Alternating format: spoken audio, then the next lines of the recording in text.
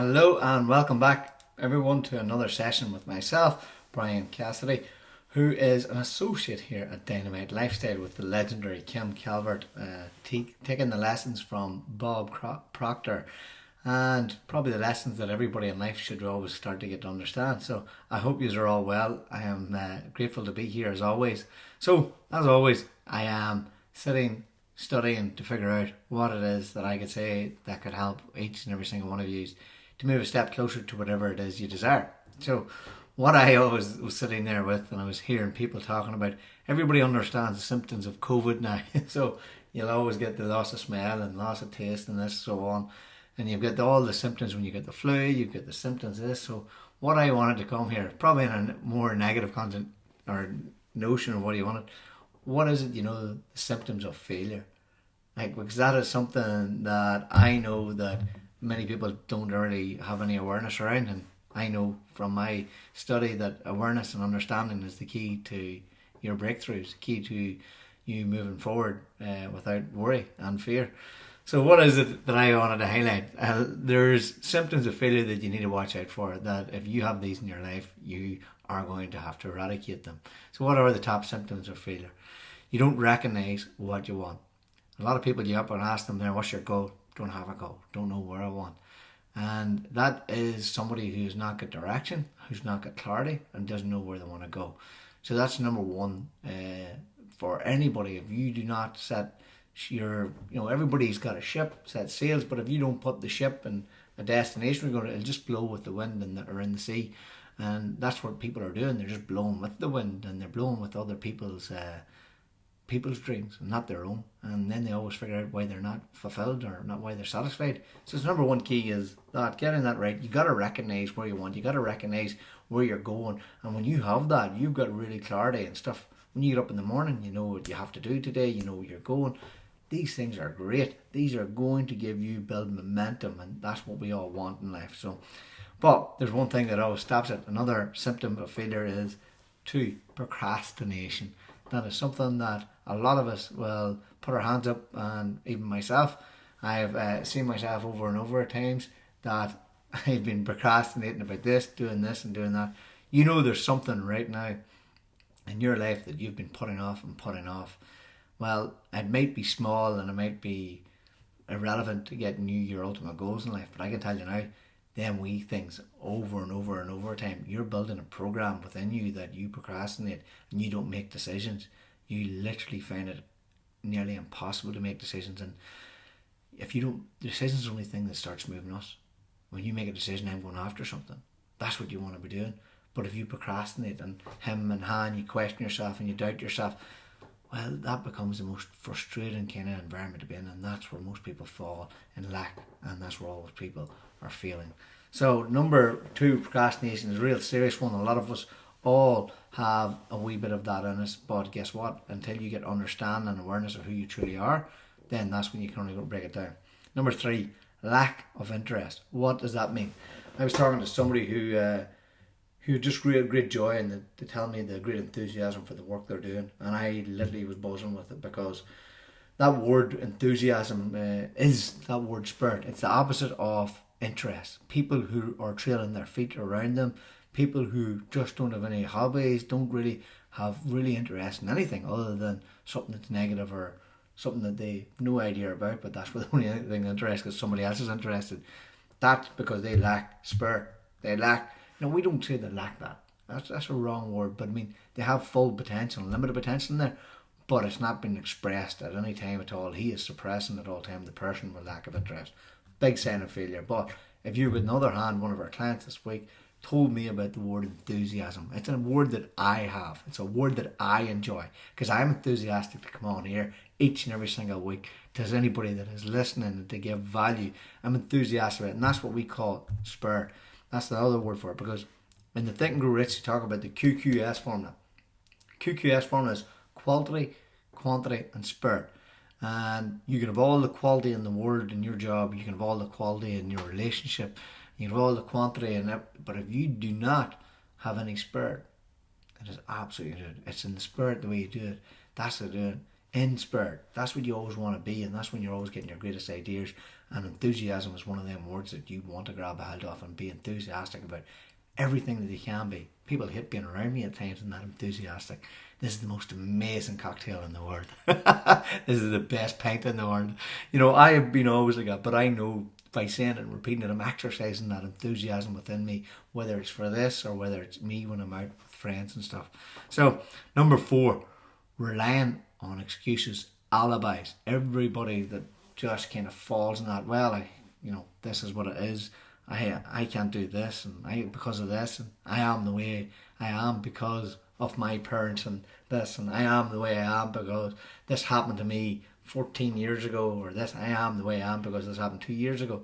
These things sound ridiculous, but there's people get wrapped up in their alibi, and when somebody says, what's wrong with you? Boom, they'll pull up a story that they played themselves about 2 years ago, and they'll tell them not there to answer.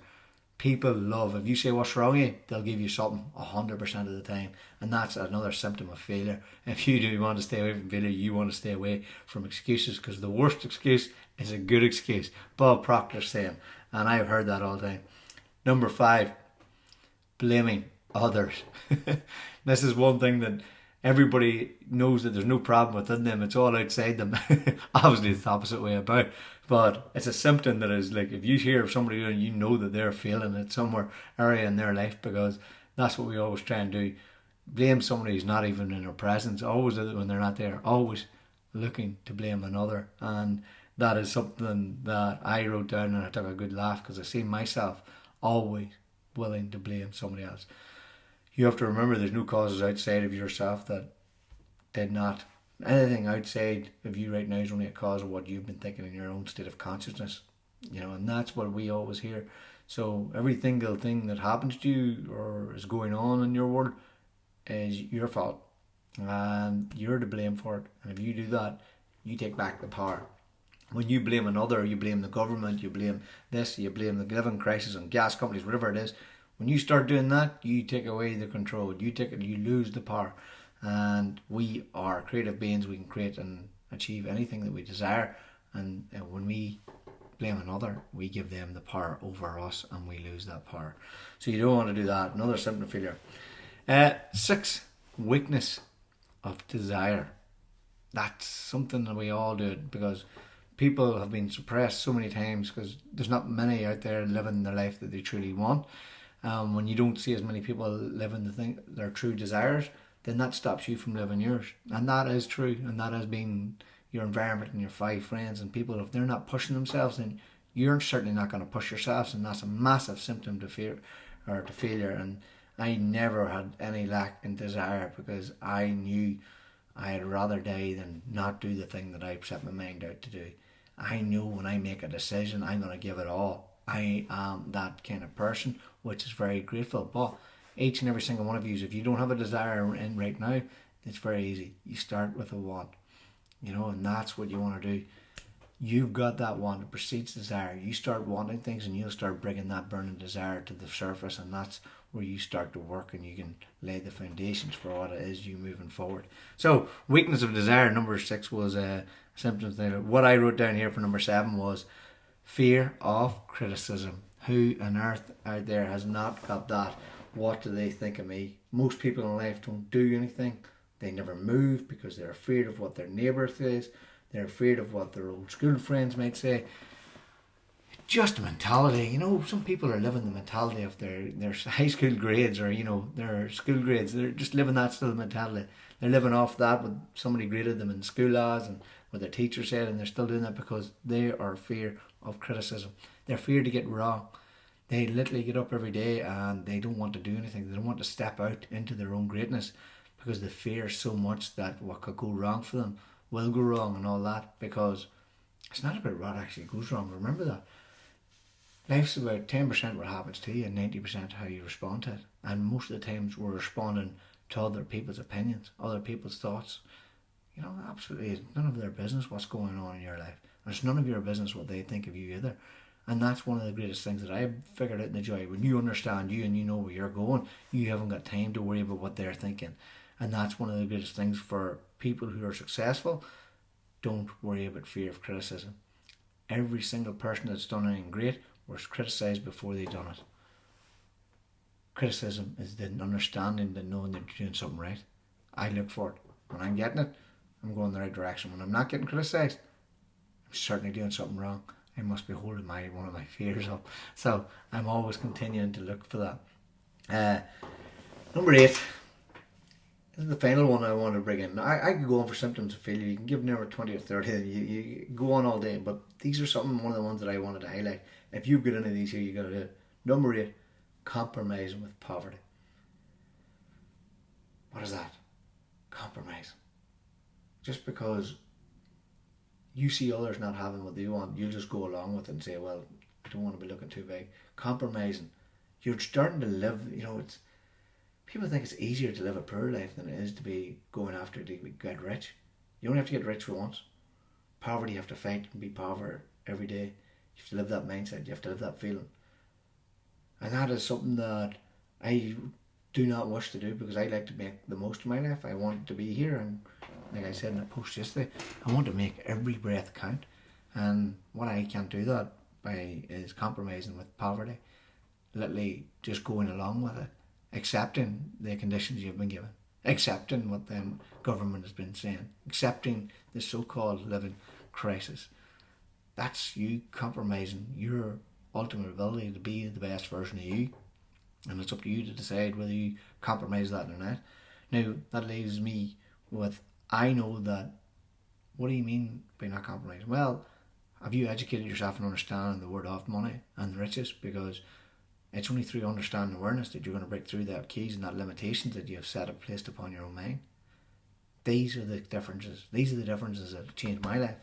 Understanding and awareness. And you can get it too with a week with Kim Calvert, in the sense of getting rich is coming up. And this is where you don't have to have these symptoms of failure. You literally will have your enthusiasm. You will be able to make a decision fast. You will recognize what you truly want. And you won't be reacting. You will be responding to everything in life, because you'll not blame others. You're not going to have any excuses, and your desire is going to be too strong anyway to worry what the hell they're saying. So you're not going to be fear of criticism. This is what we ended up doing throughout the Sense of Getting Rich. You want to join us throughout that week, which can start your journey, build your desire, build your wants, take away your excuses, and build you with a very straight thinking mind. And that's why I love it, and I love doing this here. So guys, hit that link and join us. You're going to be seeing lots and lots of us. I hope this is thing. Hit me a wee message in there. See you're on there. Just pop me a wee message what you think of this. Let me know. I'm here to help, and if there's anything you want me to speak about, I'm here to speak about it, because I want to help and serve you as much as I can. So join us for the Sense of Becoming Rich, and I will see you all again next week. Thank you very much.